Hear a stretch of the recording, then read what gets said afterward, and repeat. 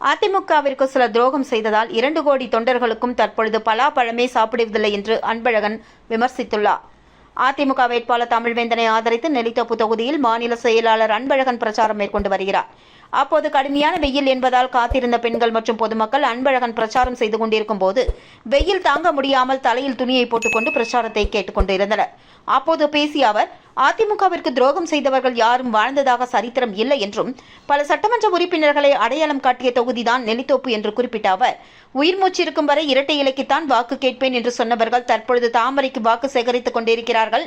அதிமுகவில் உள்ள 2 கோடி தொண்டர்களும் தற்பொழுது பலாப்பழமும் சாப்பிடுவதில்லை என்று பேசினார்.